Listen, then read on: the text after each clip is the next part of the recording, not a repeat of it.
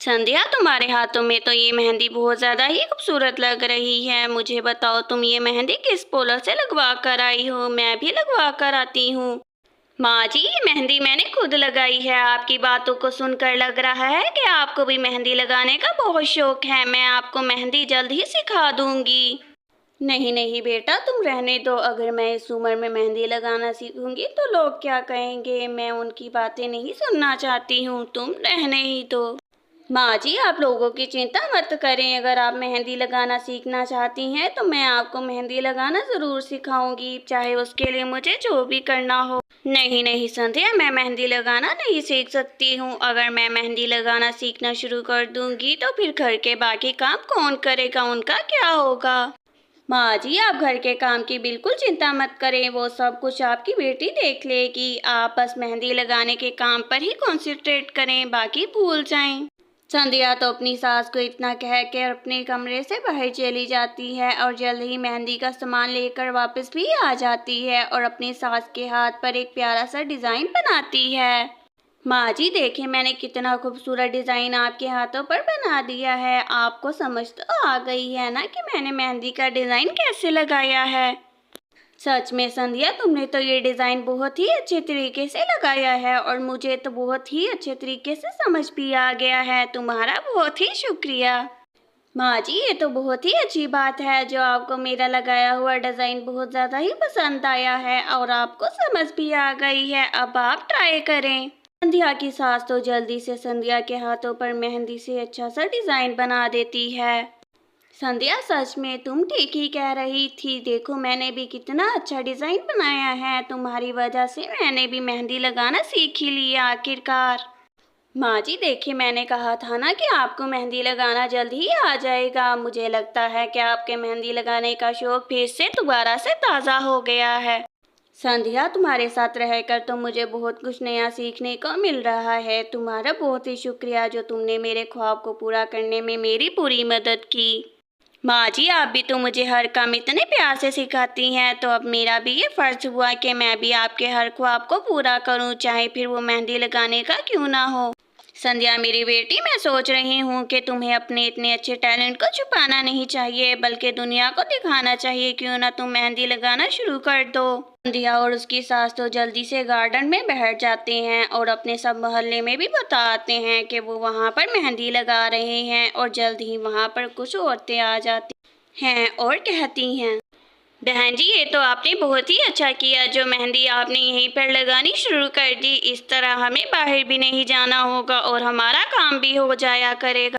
बहन जी, आपने तो बहुत ही अच्छी मेहंदी लगवाई है। ऐसे तो शादियों पर मेहंदी लगाई जाती है। मैं भी मेहंदी लगवाना चाहती हूँ, अगर आप मुझे लगा दें।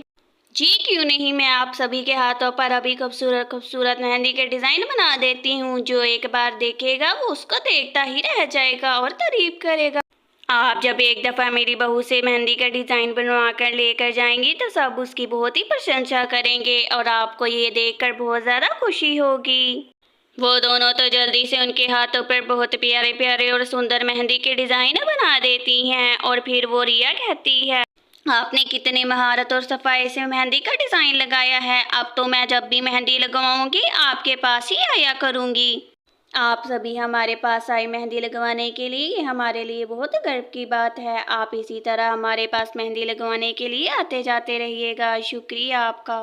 मुझे आपके मेहंदी के डिज़ाइन बहुत ज़्यादा अच्छे लगे और यूनिक भी हैं। अब मैं आपके पास अगले हफ्ते मेहंदी का नया डिज़ाइन लगवाने के लिए ज़रूर आऊँगी। आज आप सबके मुख से मेरी प्रशंसा सुनकर मुझे बहुत ही अच्छा लग रहा है। ये सब कुछ मेरी बहू की वजह से ही है। उसने मुझे मेहंदी के डिज़ाइन लगाने सिखाए।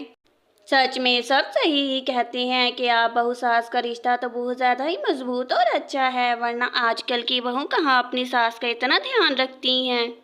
माँ जी ने कभी भी मुझे अपनी बहू की तरह ट्रीट नहीं किया है, बल्कि वो मुझे अपनी बेटी ही समझती हैं। इसलिए हम जो भी करते हैं वो सब कुछ मिलकर ही करते हैं।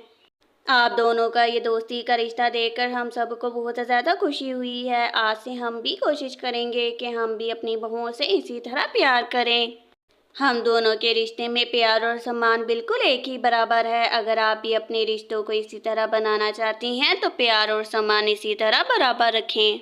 संध्या की सास तो उन सबको ऐसे कहती है और साथ साथ वो अपने मेहंदी के डिज़ाइन लगाना भी शुरू करती हैं और देखते ही देखते वो सबके डिज़ाइन लगा देती है।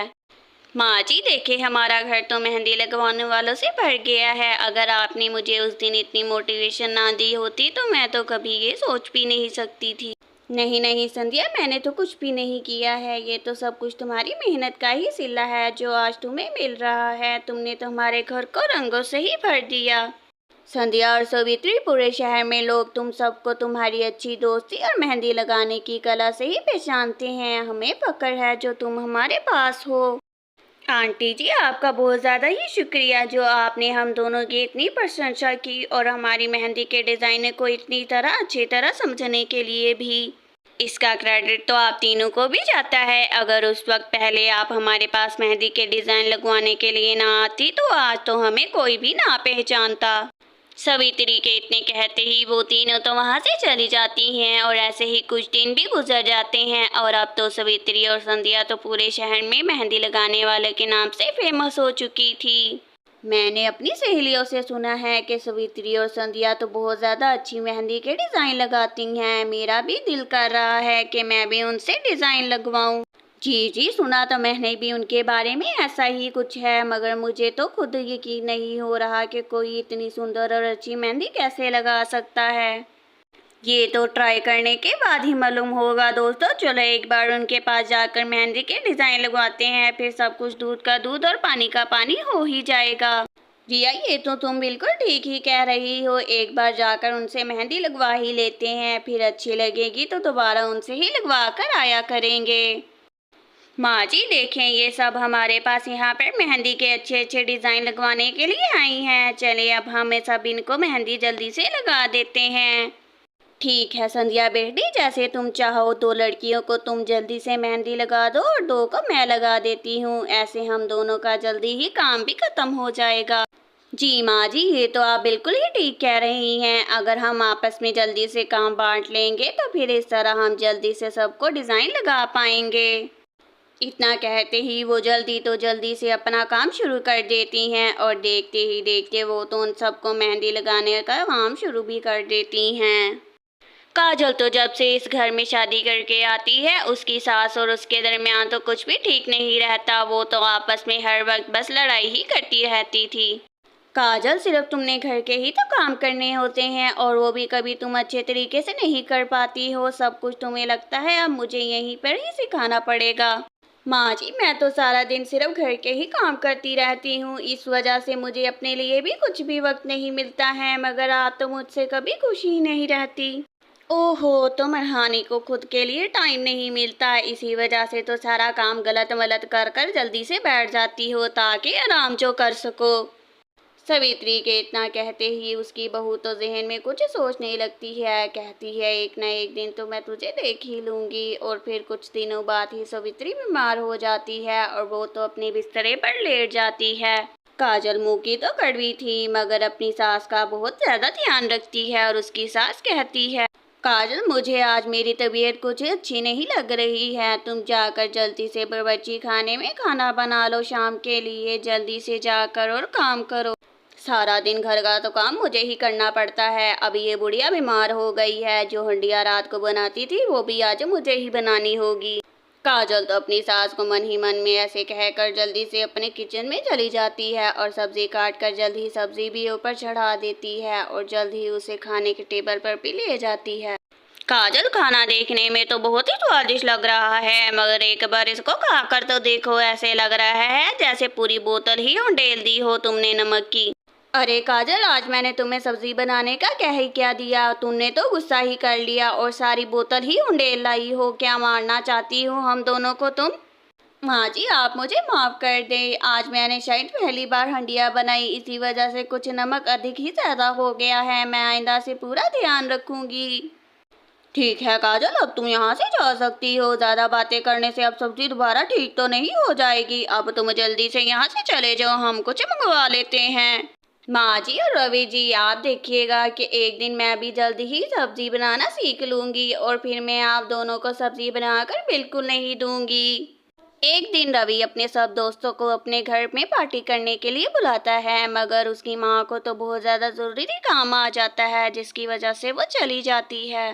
देखो काजल, मैंने सारा खाना बना दिया है किचन में, और अब जाकर तुम्हें बस उसको देखना ही है। अभी मुझे किसी ज़रूरी काम के लिए शहर जाना पड़ेगा। माँ जी, आप चिंता ही मत करें, मैं पार्टी का सारा सामान ले आई हूँ और जल्द ही पार्टी का सारा सामान लगा भी दूंगी। आप बस बेफिक्र होकर शहर चली जाएं।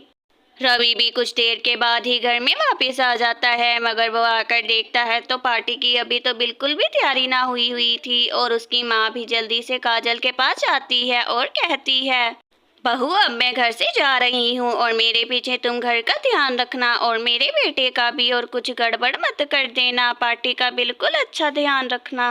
माँ जी, आप चिंता ही मत करें, आपके जाने के पहले सबसे पहले मैं खाना ही बनाऊंगी पार्टी के लिए, उसके बाद ही सारा काम करूंगी, आप चिंता मत करें। काजल तो अपनी सास के जाने के बाद फौरन ही किचन में चली जाती है और जल्दी से सैलेड भी काट लेती है और देखते ही देखते कढ़ाई भी ऊपर रख देती है और सैलेड भी अच्छे तरीके से बना लेती है। देखो काजल, ये खाना देखने में तो बहुत ज़्यादा ही अच्छा लग रहा है, मगर इसे एक बार खाकर भी तो देखो, इसका स्वाद तो बिल्कुल भी अच्छा नहीं आ रहा है। रवि जी, मुझे माफ़ कर दें, ये सब कुछ मेरी ही गलती की वजह से हुआ है। अगर माँ जी से मैंने पहले ही खाना बनाना सीख लिया होता तो आज ऐसा ना होता। अभी काजल इतना ही कहती है कि वहाँ पर उसकी सास आ जाती है और कहती है ऐसे, काजल, मैंने तुम्हें कितनी बार समझाया है कि ये काम ऐसे ही नहीं हो जाते हैं, इसके लिए बहुत ज़्यादा ध्यान देना पड़ता है, मगर तुम तो मेरी सुनती ही नहीं हो। माँ जी, मुझे एहसास हो गया है कि मुझे आपसे पहले ही कुछ सीख लेना चाहिए था। मैं हर वक्त बस गड़बड़ ही करती रहती हूँ, मुझे आप माफ़ कर दें। काजल, अगर तुम पूरे दिल से सीखना चाहती हो तो मैं तुम्हें खाना बनाना ज़रूर सिखाऊंगी। आखिरकार तुम अपनी गलतियों से अब कुछ सीख ही जो रही हो तो। माँ जी, मुझे पूरा यकीन है कि अगर आप मुझे खाना बनाना सिखाएंगी तो मैं जल्द ही खाना बनाना भी सीख जाऊंगी और फिर आपको खाना बनाने की कोई ज़रूरत नहीं होगी। ठीक है प्रिया, आप सब कुछ हमें मिलकर ही ठीक करना होगा। तुम विश्वास रखो, हम सब कुछ ठीक कर लेंगे और तुम जल्द ही खाना बनाना भी सीख लोगी।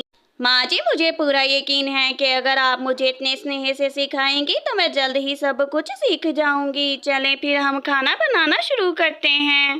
काजल तो अपनी सास से बहुत ही अच्छे तरीके से और ध्यान से खाना बनाना सीखना शुरू करती है और जल्द ही उसे खाना बनाना भी अच्छे तरीके से आ ही जाता है।